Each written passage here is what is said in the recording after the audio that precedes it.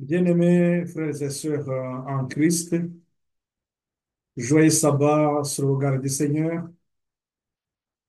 Grande est ma joie de vous retrouver, de revenir auprès de vous, échanger, parler de la parole de Dieu et discuter, si besoin, aussi si vous voulez, de, du chemin que nous devons suivre.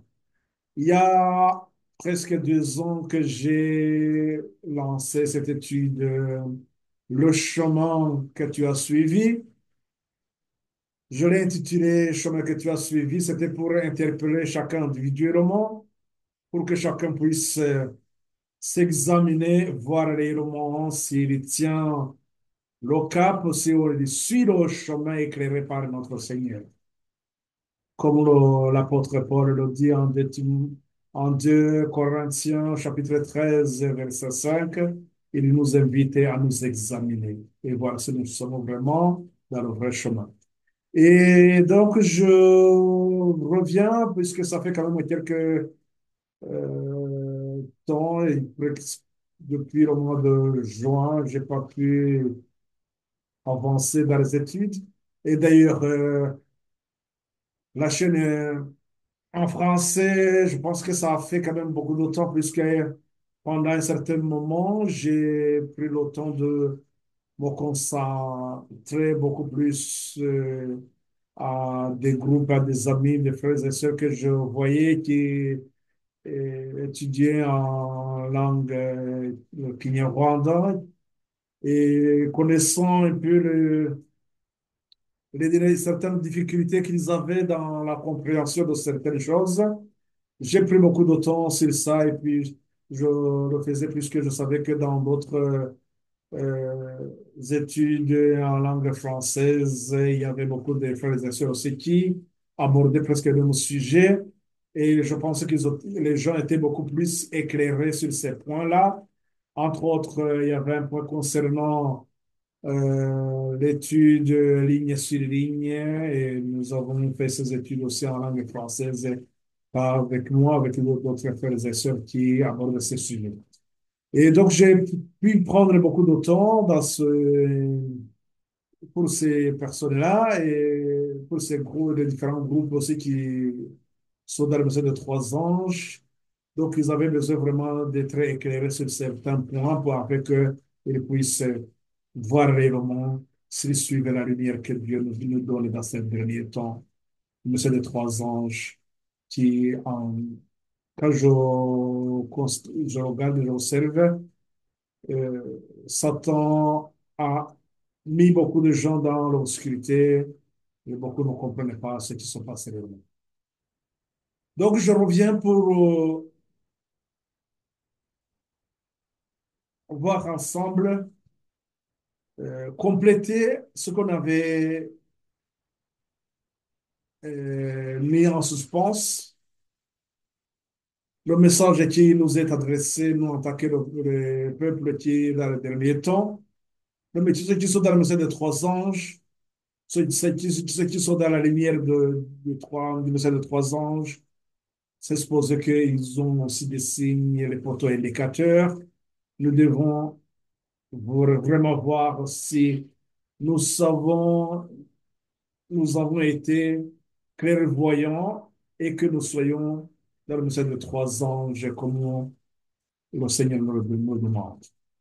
Avant d'entamer ce sujet, le chemin que nous avons suivi, donc faire la suite, nous allons d'abord nous incliner, demander au Seigneur de nous assister, d'accompagner euh, nos réflexions sur ce sujet, que les anges soient déployés autour de chacun de nous.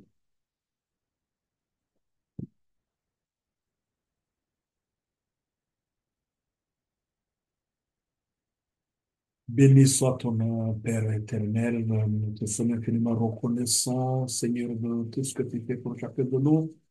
La façon dont, Seigneur, tu uses de ta patience et ta miséricorde, la façon dont tu nous acceptes malgré notre indignité, cela prouve combien ton amour, Seigneur, est immense et insondable. Nous voulons en ce moment, Seigneur, nous mettre dans tes mains. Veuille, Père, nous purifier, blanchir notre cœur. Que nos cœurs soient purifiés, Seigneur, et que nous puissions être des vases pouvant recevoir les joyaux précieux que tu nous donnes dans ces minutes. Je remets dans tes mains, Seigneur, les frères et sœurs qui sont même dans les pleins pays, reculés de ce monde, qui brandit le drapeau de la vérité, ta bannière, Seigneur, qui invite aussi chacun à venir auprès de toi, de choisir le camp dans lequel il veut se retrouver dans ces derniers jours.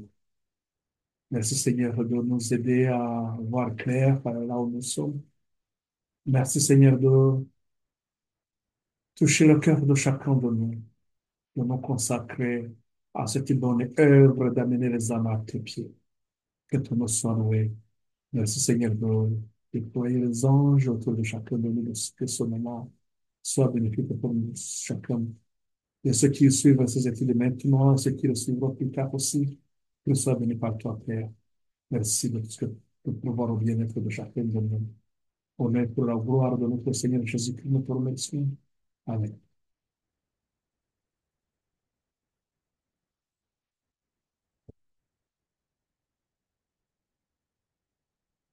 Eh bien, chers amis, nous avons une tâche importante et noble que nous devons assumer. Le chemin que nous devons suivre, le chemin que nous avons suivi, le chemin que tu as suivi, et chaque individu au monde est appelé à s'examiner et voir réellement s'il est sur le vrai chemin. Comme le prophète Jérémie nous invite à suivre le chemin, de nous examiner. Et Jérémie au chapitre 6, au verset 16, il nous invite de choisir, de retourner sur les anciens sentiers et voir le chemin que nous devons suivre. Dans le chapitre 31, au verset 21, il est question aussi de regarder les poteaux, de placer les poteaux sur l'autre chemin. Quand on nous parle des poteaux, nous comprenons qu'il s'agit tout simplement des signes que nous avons, la compréhension que nous avons de Daniel et de l'Apocalypse. Parce que ce sont ces deux prophéties qui nous donnent les poteaux indicateurs. Nous pouvons aujourd'hui nous dire que nous sommes à tel poteau, c'est-à-dire que nous devons examiner réellement, voir là où nous en sommes.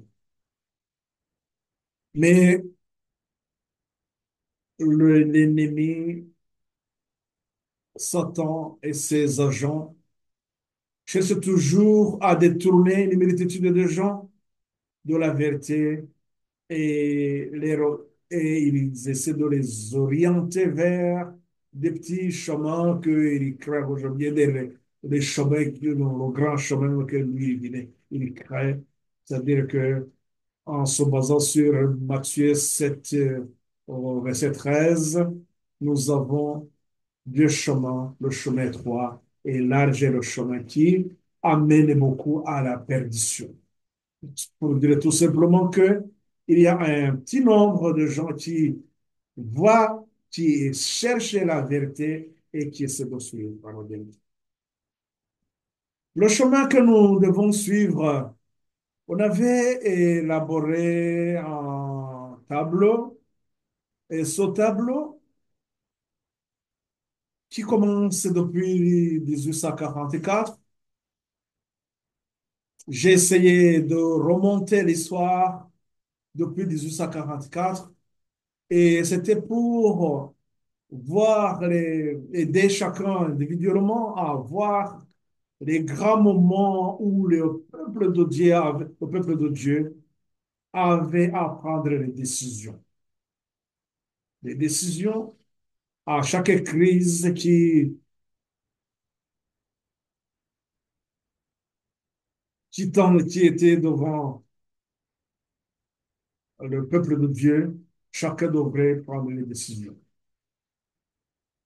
Ce qui arrive en 1844, c'est-à-dire que cela qui était dans le message des trois anges, le message du premier et du deuxième ange, donc là, il s'agit donc de l'histoire des Millénites. Cette histoire des Millénites,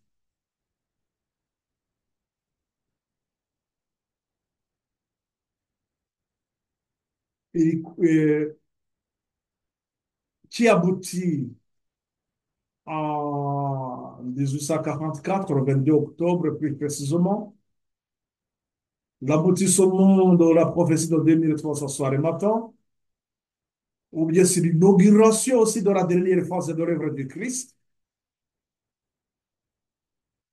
La question qui se pose, comment le peuple de Dieu a continué à marcher dans la lumière jusqu'à aujourd'hui? C'est comme ça que nous devons prendre la situation dans cette optique de se dire, depuis 1844, qu'est-ce qui s'est passé? Nous avons fait les études sur ça. Je me rappelle on était probablement à la 10e étude. On était arrivé à comprendre ce qui se passe lorsque nous arrivons à l'Odyssée. C'est-à-dire avant d'arriver à l'Odyssée, dans cet état, dans cette période de tiédeur, là où Dieu nous donne un remède, l'Apocalypse 3, 18, les conseils des témoins fidèles, il était question de voir est-ce que ces conseils ont été entendus, est-ce que ces conseils ont été acceptés, le remède que Dieu propose à son peuple, est-ce que ce remède a été apprécié, accepté?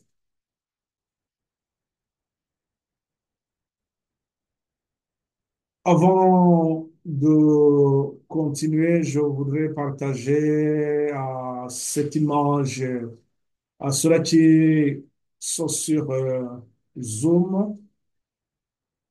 Comme ça, cette image pourra nous aider à comprendre davantage cette liberté.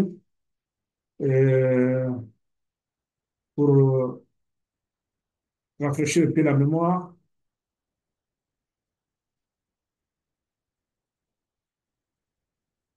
je vais essayer de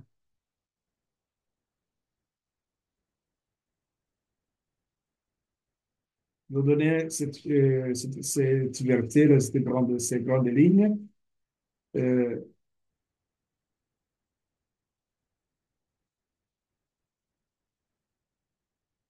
L'image que nous voyons, que nous avons, donc pour ceux qui sont sur le Zoom, donc c'est que nous avons l'année 1844 et la flèche qui nous mène à LID, c'est la loi du dimanche. La dernière épreuve qui attend le peuple de Dieu, ou bien la fin du temps de grâce à ceux-là qui sont dans la lumière aujourd'hui. C'est-à-dire, c'est ce peuple-là à qui Dieu a confié les joyaux précieux pour qu'on, afin qu'ils conduisent les autres dans la lumière. De même que l'ancien Israël avait eu ce privilège de porter le flambeau, porter la lumière auprès des nations païennes, aujourd'hui aussi, ceux qui sont dans la lumière de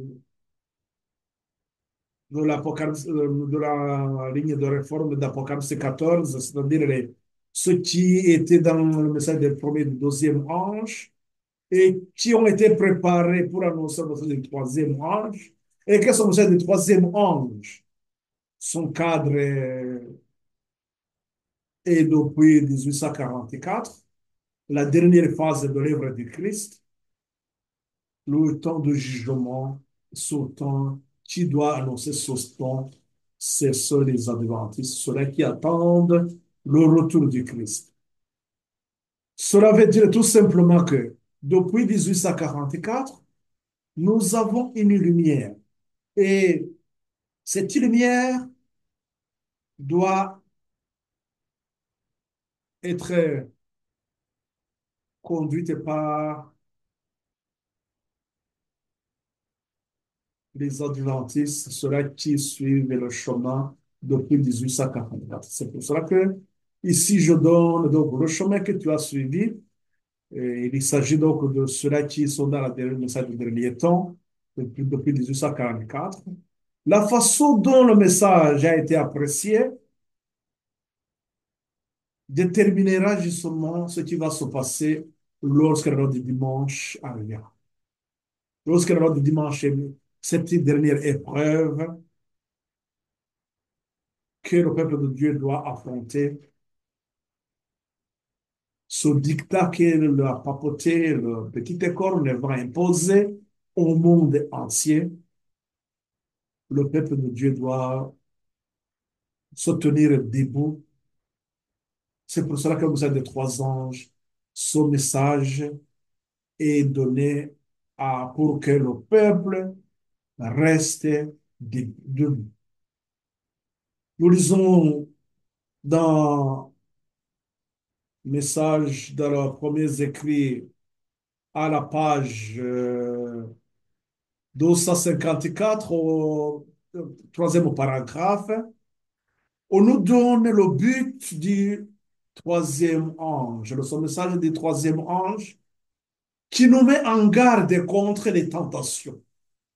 Son message, le message du troisième ange, avait pour but de mettre en garde les enfants de Dieu contre les tentations angoissantes qui les attendent. L'ange nous dit, ils auront beaucoup à lutter contre la bête et son image. Leur seule espérance de vie éternelle est de rester ferme, bien que leur vie soit en danger, et de demeurer solidement attachés à la vérité. Le troisième ange termine son message par ces mots. C'est ici la persévérance des saints qui gardent les commandements de Dieu et la foi de Jésus. En prononçant ces paroles, il montrait le sanctuaire céleste. C'est ici la persévérance des saints. C'est l'Apocalypse 18 et l'Apocalypse 14 au verset 12. Donc, c'est du troisième ange. Et je vais essayer de vous montrer ces démarches que nous devons faire. Je m'inspire donc de ce message que nous avons de Jérémie 6, 16 et, et Jérémie 31, 21 et Nombre aussi au chapitre 35 au partir du verset 9. Là, on nous montre, on nous parle des villes de refuge. Ces villes de refuge, c'est-à-dire que lorsque le peuple d'Israël arrivait, l'ancien Israël arrivait à Canaan,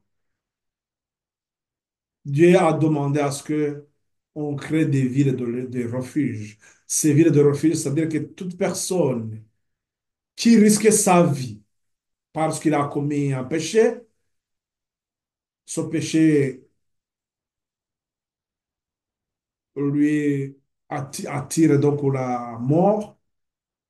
Il faudrait que la personne fuit vite, vite, et il arrive dans la ville de refuge. Lorsqu'il est dans la ville de refuge, il a une vie sauve. Cet enseignement nous a été donné C'est pour nous montrer tout simplement que nous devons suivre le chemin. Et ce chemin qui doit être balisé, qui a des poteaux de signes pour que nous puissions avoir une vie sauve. Et donc, depuis 1844, j'ai commencé par 1844, comme je vous le disais tout à l'heure, parce que c'est la dernière phase de l'œuvre du Christ. Nous, depuis 1844, donc nous, on avait les adventistes, ceux-là qui attendaient le retour du Christ et qui, avec le désappointement, il devait y avoir deux groupes. Le groupe qui cherchait à marcher dans la lumière, c'est-à-dire ce groupe depuis 1844, cette ligne de réforme d'Apocalypse 14 qui a donné donc ceux-là qui vont rentrer dans le message du troisième ange. Ce message du troisième ange, je répète ce que cela voulait nous dire tout simplement, que les premiers écrits à la page 254 254, au paragraphe 3, le but du troisième ange, c'était de nous mettre en garde contre les tentations, ce que je viens de vous dire tout à l'heure. Et je répète peut-être pour que nous ayons une bonne compréhension, et puis vous cherchez à voir le texte aussi. Dans le premier écrit, la page 254, au troisième paragraphe. Le but du troisième ange, c'était de nous mettre en garde contre les tentations. Ce message avait pour but de nous mettre en garde, de mettre en garde les enfants de Dieu. Cela qui venait d'oublier résultat, ou bien le fruit, le résultat de cette ligne de réforme de cette histoire des Millérites. Cela qui tenait ferme. C'était donc le message était de nous mettre en garde, de mettre en garde les enfants de Dieu contre les tentations angoissantes qui les attendent. L'ange nous dit, ils auront beaucoup à lutter contre la bête et son image. Leur seule espérance de vie éternelle est de rester ferme, bien que leur vie soit en danger, et de demeurer solidement attachés à la vérité. Le troisième ange terminant donc son message par ces mots, c'est ici la persévérance des saints qui gardent les commandements de Dieu et la foi de Jésus. En prononçant ces paroles, il y montrait le sanctuaire céleste. Dans le sanctuaire céleste, il y a quoi? Le lieu saint, le lieu très saint. Et là, le troisième ange, il introduit le grand sacrificateur. Christ est le grand sacrificateur dans le lieu très saint. Et la phase donc du jugement. Donc, ça veut dire que ce message, et le premier écrit à la page 256, on nous parle donc de ce triple message angélique comme une, une encre pour les enfants de Dieu. Le message des trois anges,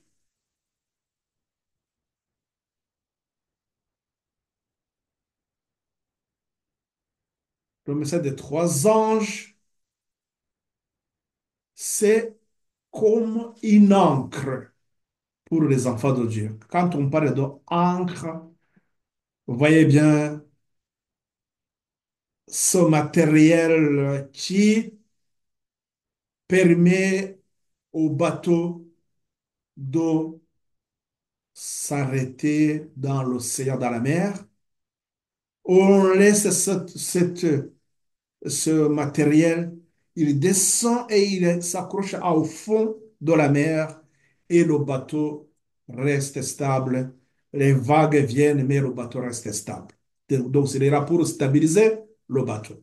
Comment, donc, nous, le message le triple message, le message des trois anges, d'Apocalypse 14, 6 à 12, comment son message aussi nous stabilise ou bien nous évite de basculer.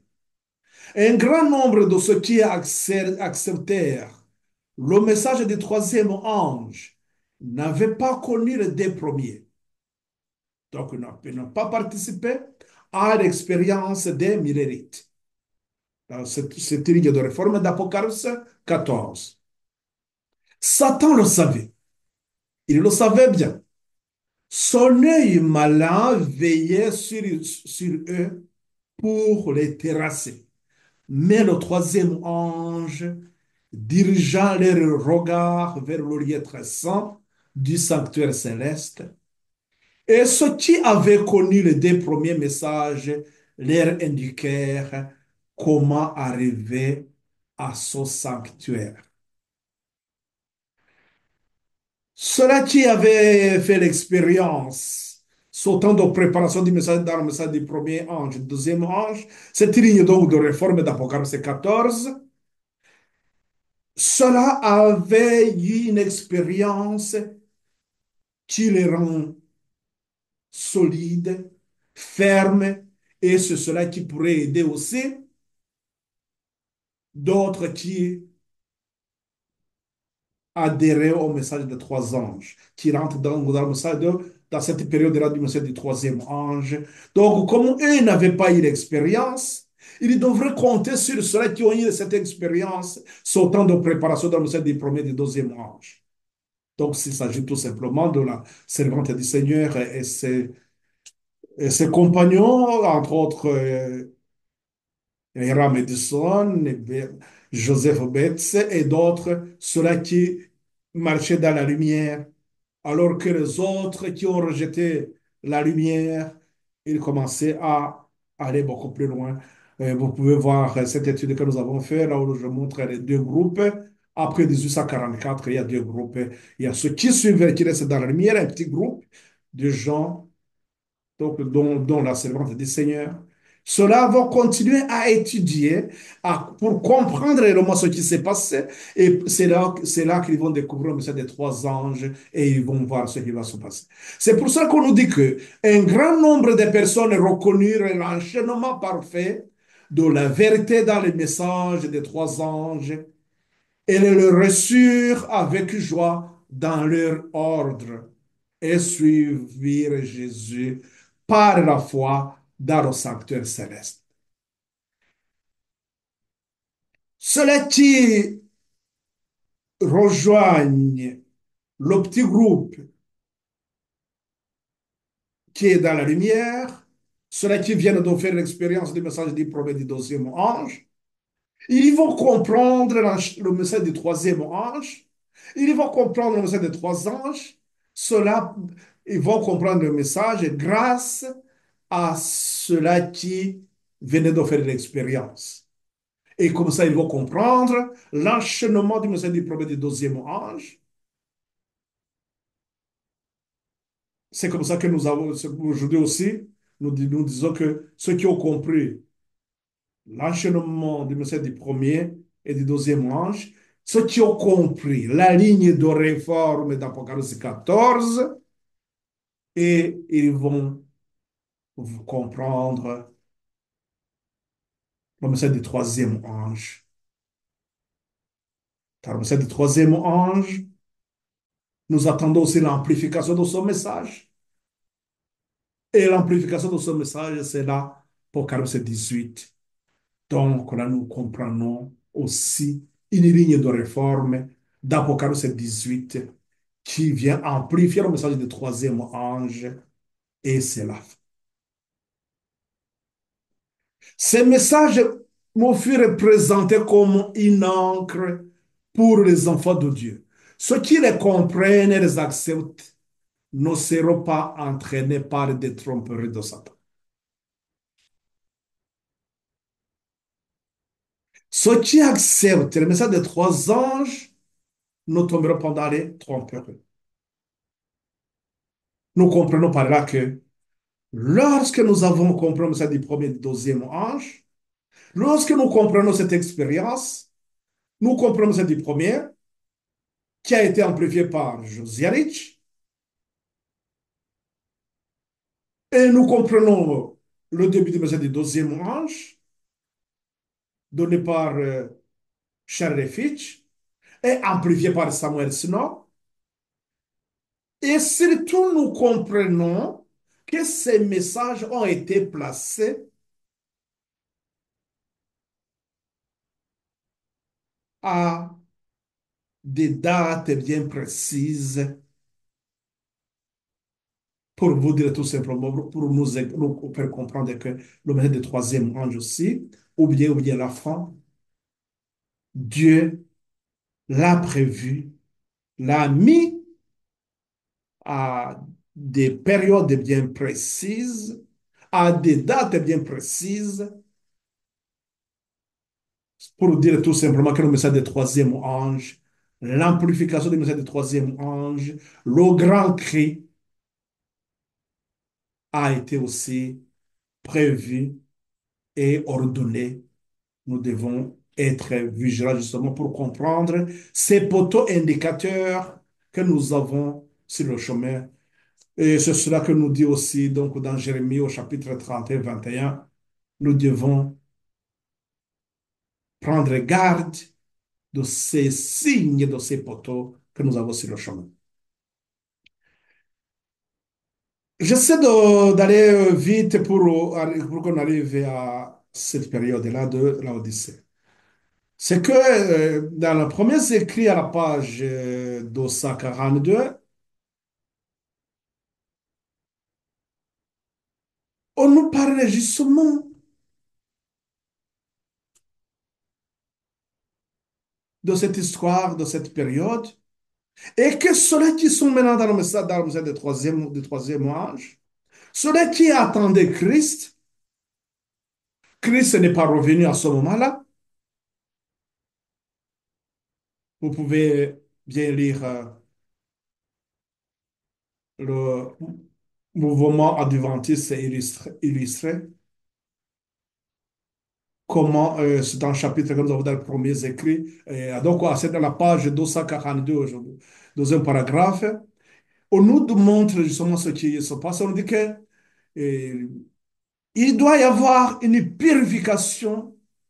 Nous devons avoir la Bible blanc et après nous devons être éprouvés. Cela nous montre tout simplement que le message que Dieu a donné à son peuple lorsqu'il s'adresse à la Odyssée,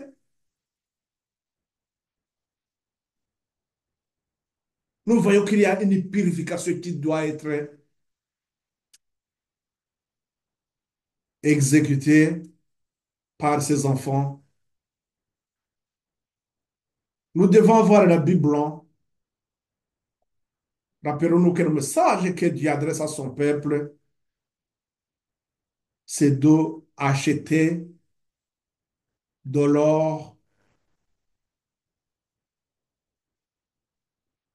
acheter la Bible blanc et le courir pour loindre les yeux.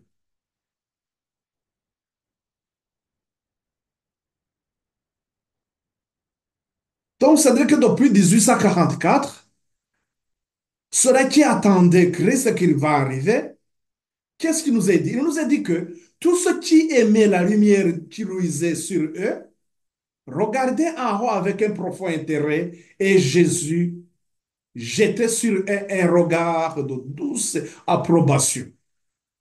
Dieu les approuvait. Ils attendaient sa venue et languissaient en pensant à cette apparition. Ils languissaient, ils attendent son apparition. Aucun de leurs regards ne s'attardait sur cette terre.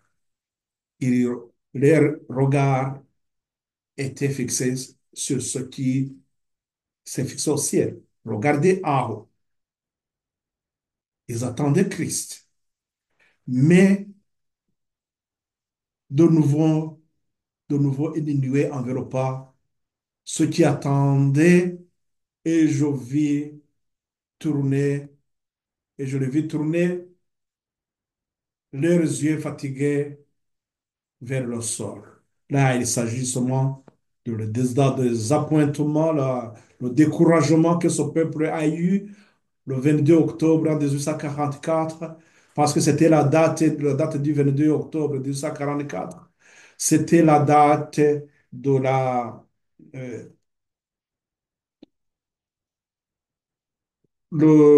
la date qui correspond à la fin de 2300 soirs le matin, la date où Christ aussi allait dans le lieu très saint. Donc, le grand sacrificateur devrait aller dans le lieu très saint pour purifier le lieu très saint. Et donc, cette date, comme elle a été définie par Samuel Snow, qui pour eux, c'était la date vraie de vrai. Ils attendaient que Christ revienne, il arrive à cette date. Donc, ils sont tombés dans le désappointement, dans le découragement. C'est pour cela qu'ils étaient fatigués. Les yeux étaient fatigués. Ils commençaient à regarder sur le sol, là, sur la terre. La servante du Seigneur dit, je demandais la raison de ce changement. Et l'ange qui m'accompagnait me répondit, ils sont de nouveau déçus dans leur attente. Jésus ne peut pas encore venir sur la terre. C'était pas le moment, parce qu'ils avaient mal compris, bien sûr, l'évangile. Ils avaient mal compris le sanctuaire. Ils n'avaient pas de la lumière sur le sanctuaire. Et il y a trois choses qu'ils doivent aussi d'abord attendre avant que Christ revienne. Ils doivent supporter de plus grandes épreuves pour lui. Ils doivent supporter de plus grandes pour lui. À la période de du troisième ange, l'Apocalypse 14 au verset 12, c'est ici la persévérance des saints qui gardent le commandement. Rappelons-nous ce que nous avons lu donc dans les premiers écrits à la page 256 et 254 aussi, que ce peuple devrait passer par l'angoisse. Les prophéties de Daniel aussi, chapitre 12, nous parlaient de ce temps difficile à la fin des temps. Oh, il y avait le jugement aussi que nous avons dans Daniel 7 au verset 10, qu'il y avait le temps de jugement aussi qui était là, qu'on devrait voir. C'est-à-dire que il y avait une mauvaise compréhension, et, mais là, on nous dit ils doivent d'abord supporter des grandes épreuves pour Christ. La deuxième chose, ils doivent abandonner les erreurs et les traditions des hommes et se tourner résolument vers Dieu et à sa parole. La deuxième chose, c'est que ils doivent être dans la vérité, rien que la vérité. Ils doivent donc mettre de côté les erreurs et les traditions et garder la parole de Dieu dans sa pureté. Ils doivent tourner les yeux résolument vers Dieu et à sa parole uniquement. Autre chose, ils doivent être purifiés, blanchis et éprouvés. Ça, c'est aussi le remède que Dieu donne à la Odyssée. L'Apocalypse 3 au verset 18.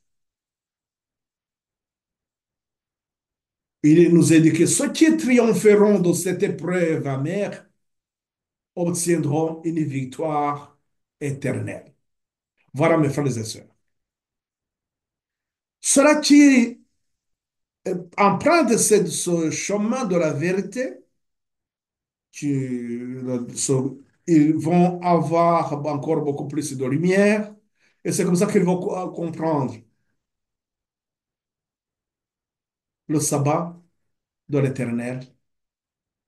Et il va y avoir tous ces groupes qui étaient dans la lumière, mais à un moment donné aussi, ils vont se diviser. Puisqu'il y a d'autres groupes sabbatiques qui ont compris le sabbat, mais qui vont amener des faux enseignements, comment ils vont commencer à mener de faux enseignements. Et nous verrons que dans les premiers écrits, la page 124, il nous est dit que les premiers écrits, la page 124, c'est là où nous parle de groupes qui ont la lumière ils ont la lumière sur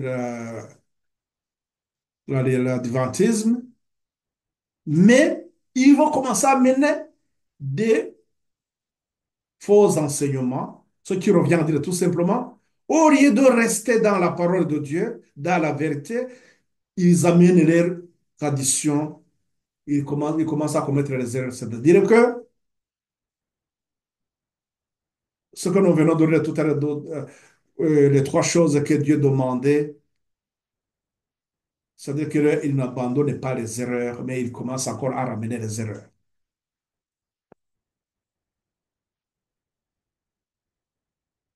La servante du Seigneur, c'est là où elle dit que il faut qu'on se sépare de ces groupes, mais c'est comme ça qu'ils deviennent les adventistes du septième jour.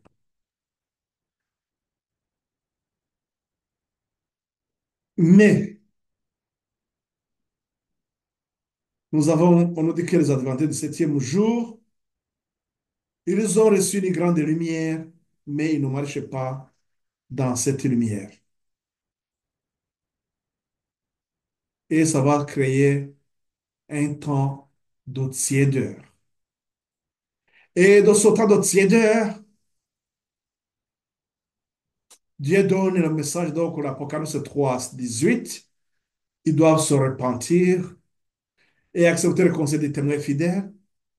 Et c'est là où nous allons, à cause de la tiédeur, de cet état,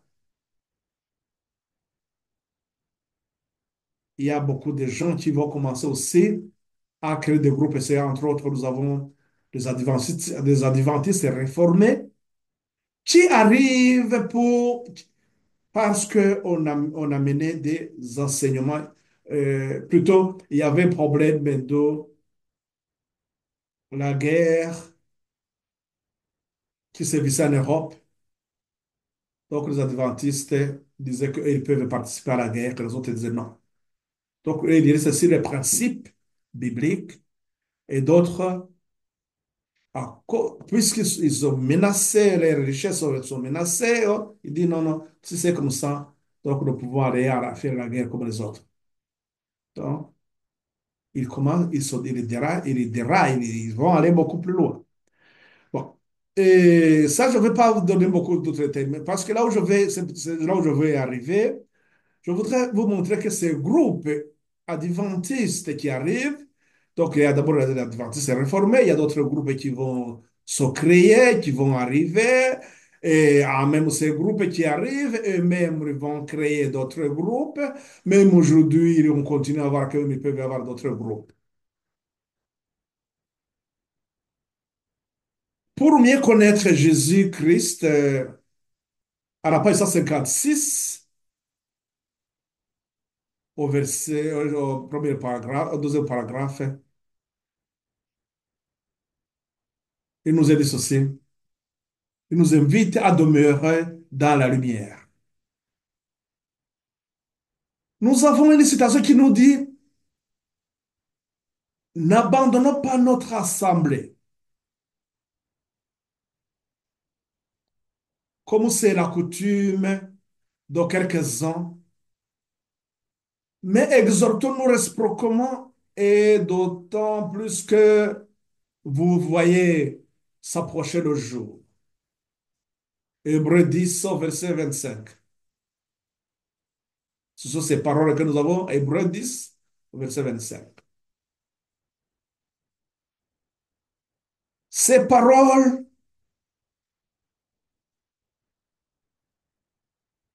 lorsqu'on dit n'abandonnons pas, alors que nous sommes dans une période de crise, qu'est-ce qui va se passer? On dit non, il faudrait que on arrive à comprendre Pourquoi Paul parlait aux Hébreux de ne pas abandonner les assemblées? C'est qu'on peut. Est-ce qu'à cette époque, qu'est-ce qui se passe? Paul, il a intégré le christianisme, mais il venait d'où?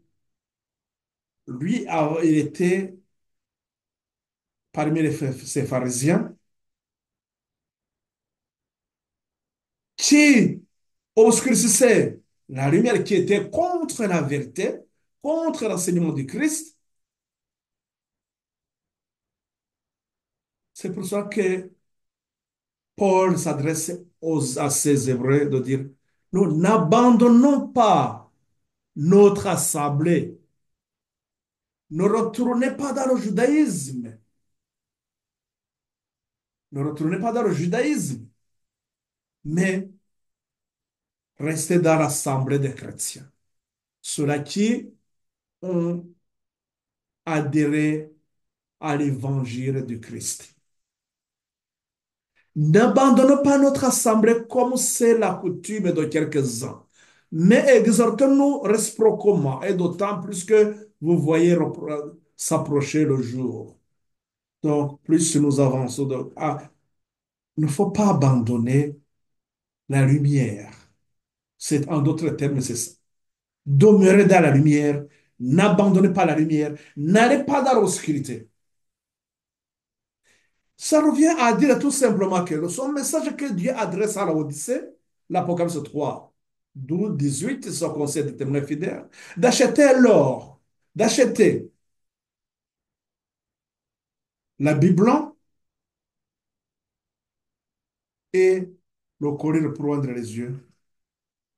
La question, c'est que beaucoup vont refuser. Il y a, pour dire tout simplement, comme nous l'avons aussi dans Jérémie 6, 16, lorsque le peuple est appelé à suivre la lumière, de suivre d'aller dans les anciens sentiers, regardez dans votre histoire, regardez là où vous avez raté le chemin, le vrai chemin, mais regardez et prenez le bon chemin et comme ça vous aurez le repos. Et ils disent non, nous n'y marcherons pas. Et c'est son message aussi qui est adressé à la Odyssée. Il y a ceux qui ne vont pas accepter. Et ils sont nombreux. Une multitude vont refuser. Et ces groupes aussi qui, eux, pensant être dans la lumière, c'est là où d'ailleurs je voudrais en venir, c'est là où aujourd'hui, nous essayons de se poser des questions. S'ils sont dans la lumière, nous avons ici les adventistes réformés. Nous avons divers groupes évidemment, je ne les connais pas tous. Quand même, il y a une multitude, une multitude. Est-ce qu'ils sont dans la lumière? Dans quelle lumière? Puisque eux-mêmes ne s'accordent pas à ce qu'ils enseignent. Et est-ce qu'ils comprennent réellement cette vérité qui devrait nous servir comme encre? C'est-à-dire le message des trois anges, comme nous venons de le lire. Est-ce qu'ils ont compris la ligne de réforme d'Apocalypse 14 pour qu'ils puissent adhérer à l'Apocalypse 18? Puisque c'est l'Apocalypse 18, la ligne de réforme d'Apocalypse 18, cette ligne de réforme d'Apocalypse 18 est allumée par la ligne de réforme d'Apocalypse 14. Et cette ligne d'Apocalypse 18 va éclairer davantage sur le message des trois anges, parce qu'il vient amplifier le message du troisième ange. Et est-ce que la question qu'on se pose, que nous devons nous poser, là où nous sommes aujourd'hui, est-ce que réellement nous sommes dans la lumière? Pour mieux connaître Jésus-Christ, donc à la page 156, je vais lire ce paragraphe. Il nous dit ceci. Il n'est pas facile pour les membres d'une famille demeurant dans une communauté ou bien un village environnant, un environnement non croyante, donc dans une communauté non croyante, d'être de dignes représentants du Christ fidèle observateur de la loi de Dieu. Nous sommes des lettres vivantes, connues et lues de tous les hommes, comme nous l'avons dans 2 Corinthiens au chapitre 3 au verset 2. Cette position entraîne de redoutables responsabilités. En fait de vivre dans la lumière, nous devons aller là où elle brille. N'abandonne pas notre assemblée, mais on nous dit, il faut savoir si ceux qui vont s'appuyer sur ces paroles que Paul adresse aux Hébreux, il reste à voir est-ce qu'ils sont dans la lumière, de même que les chrétiens, l'Église, à cette époque-là, ils étaient dans la lumière par rapport, si on le par rapport à ceux qui étaient dans le judaïsme. Cette loi, cette position entraîne de redoutables responsabilités. En fait, de vivre dans la lumière, nous devons aller là où elle brille. Il ne convient pas aux enfants de Dieu de négliger le privilège de s'associer à ceux qui partagent leur foi, car la vérité perdra peu à peu de son importance dans leur esprit s'ils ne sont pas fortifiés par la parole vivante du prédicateur. Nous avons besoin aussi d'être d'être fortifiés par les paroles des prédicateurs, c'est-à-dire ce sont des paroles qui viennent de Christ, et c'est une lumière qui doit nous fortifier. Si les croyants négligent de se réunir pour s'édifier et prier ensemble, la foi de la plupart d'entre eux vacillera. Sans prière, sans étude de la parole de Dieu, la foi se refroidit.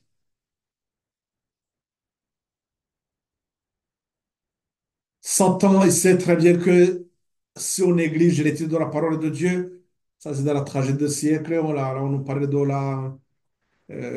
la sanctification. Il nous dit que lorsque on néglige l'étude de la parole de Dieu, la foi chancelle. Donc là, c'est ce qu'on nous dit ici, que la foi se refroidit. Lorsque la foi se refroidit, il vacille. On nous dit que s'il est impossible de jouir de ces privilèges spirituels, Dieu enverra directement du ciel par ses anges la lumière nécessaire pour animer, encourager et bénir son peuple dispersé. Je pense que là, s'il y a quelqu'un qui se posait une question, comment est-ce qu'il peut faire s'il est seul dans un coin reculé seul? On nous dit que le ciel, que Dieu enverra directement du ciel ses anges.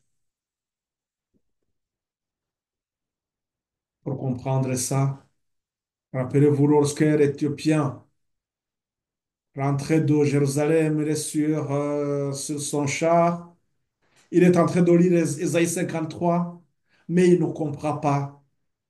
Mais Dieu envoie Philippe pour aller lui expliquer ce chapitre de Ésaïe 53. De même, même si on est dans un coin reculé, Dieu enverra ses anges. Il enverra quelqu'un. Et là où vous êtes, vous pourrez tomber sur une étude, comme nous sommes en train de le faire maintenant. Une étude qui va vous éclairer davantage. Dieu vous dirigera. Ne vous en faites pas. C'est toute personne qui cherche à marcher dans la lumière. Seulement,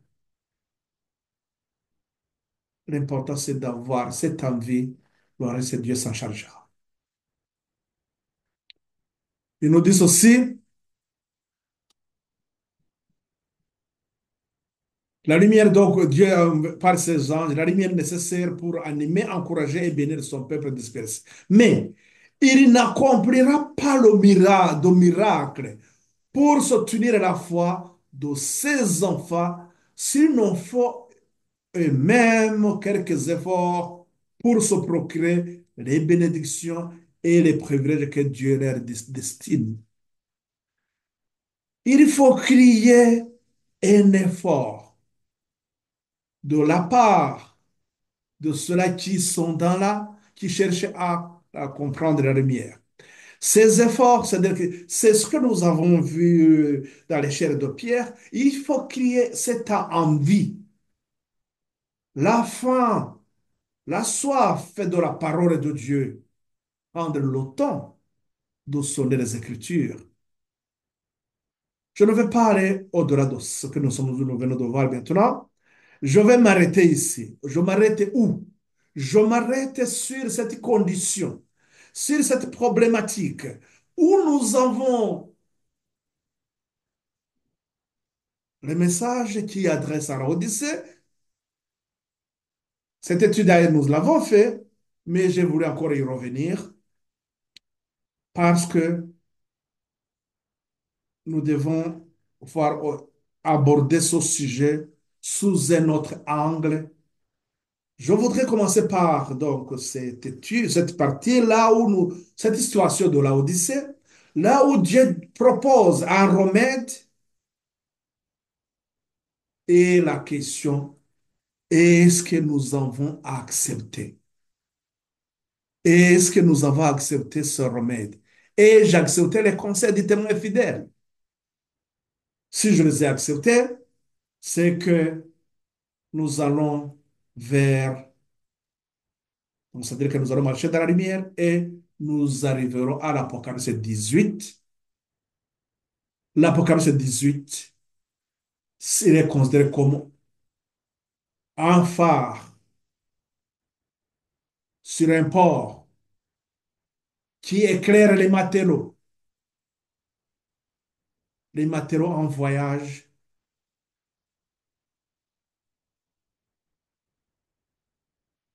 vers Cana céleste.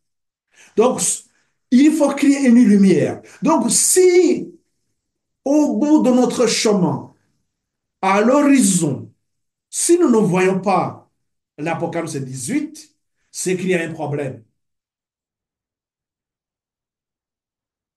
Le chemin que nous avons suivi, le chemin que tu suis, le chemin que tu as suivi, Jérémie 6,16, on nous invite à retourner dans les anciens sentiers, c'est-à-dire remonter l'histoire depuis 1844, essayer de voir qu'est-ce qui se passe. Là où il faudrait prendre des grandes décisions, si vous étiez là en 1844, vous saurez sur quel chemin. Bien sûr que vous choisirez de marcher de ceux qui sont dans la lumière.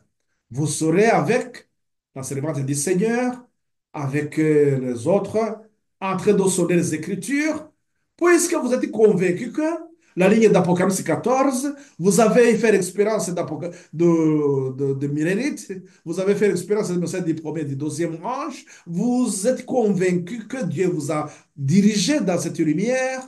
Donc là, il y a quelque chose que vous ne comprenez pas, c'est cela que vous allez chercher, c'est cela qui va vous,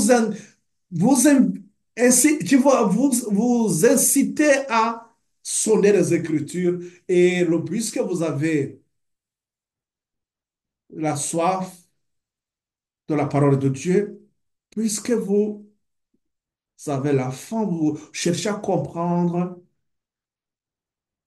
Dieu envoie directement du ciel les anges qui vont venir vous éclairer davantage. C'est ce qui s'est passé. Donc, c'est comme ça qu'ils ont compris le message des trois anges. Ils ont compris dans cette plateforme. Ils ont compris le sabbat.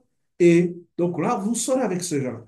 Et lorsqu'ils vont à d'autres groupes sabbatistes vont commencer à mener des faux enseignements, des erreurs, des traditions. Donc, vous allez dire non, je ne marche pas avec eux. Donc, vous serez dans ce groupe d'adventistes du septième jour. Comme la parole nous dit, mais et après, il dit, ils ont reçu, et Dieu va leur donner le message, le conseil des témoins fidèles, ils ont reçu la lumière, mais ils ne marchent pas dans cette lumière. Message de choisi, volume 2, à la page 75. Le message à la Odyssée s'applique aux adventistes du septième jour, qui ont reçu les grandes lumières, mais qui n'en ont pas tenu compte. Regardons donc que lorsque ce message est adressé, de donner, les adventistes du septième jour, c'est le seul ce sont les seuls qui étaient dans la lumière, même s'ils ne marchaient pas dans la lumière, mais ils étaient les seuls à aller dans la lumière. Mais la question qui est posée, c'est que lorsque on est dans cette tiédeur, il faut qu'on sorte de la tiédeur. Mais sortir de la tiédeur, comment ça va se faire? C'est il faut accepter le conseil des témoins fidèles. Nous verrons ça. Et jour là, on avait vu ça, mais je voulais encore y revenir. Maintenant, on s'arrête ici. On verra la suite. Que la grâce du Seigneur nous accompagne, nous éclaire davantage sur cette maladie qui, même aujourd'hui, continue à enfermer beaucoup de monde dans l'obscurité, dans l'apostasie. Et ce qui sème la confusion, c'est ces différents groupes, ces divers groupes qui entraînent les gens dans divers mouvements, pensant qu'ils sont dans la vérité. La question qui se pose, vous êtes dans quelle vérité? Il y a une étude que nous avons fait d'ailleurs, c'était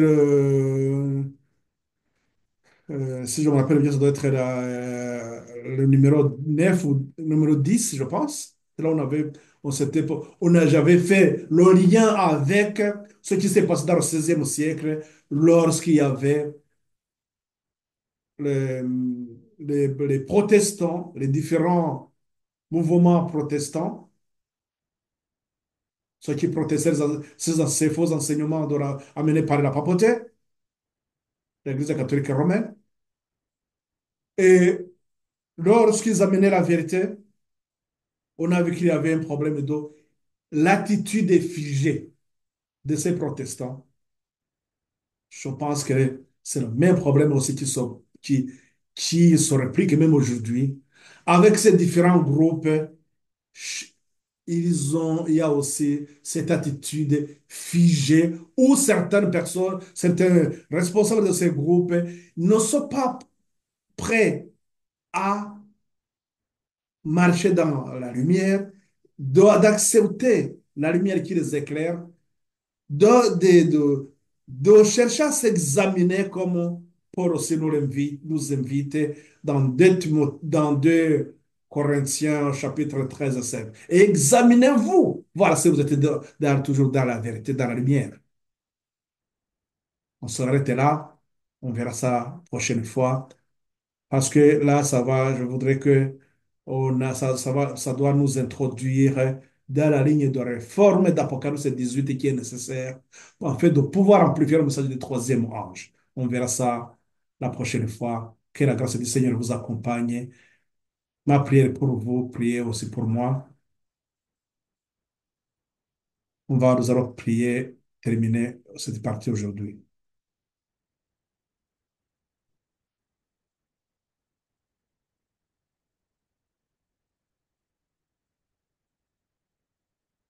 Merci Père éternel de ce moment que nous venons de passer, cette étude que tu viens de nous rappeler, Seigneur, que nous avons à suivre la lumière là où elle est, comme ta parole aussi nous l'indique, dans Jean 12, au verset 26 aussi.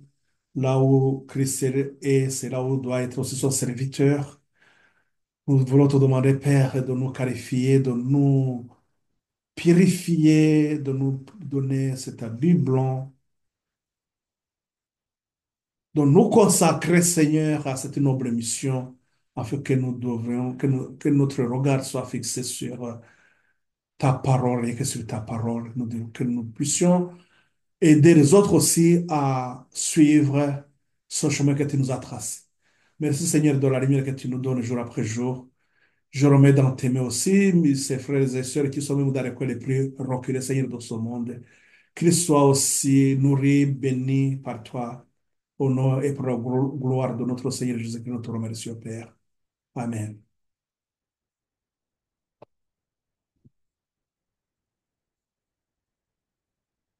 Donc, à la prochaine occasion, donc on verra la suite. Je vais progresser au fur et à mesure. Que le Seigneur vous accompagne. Amen.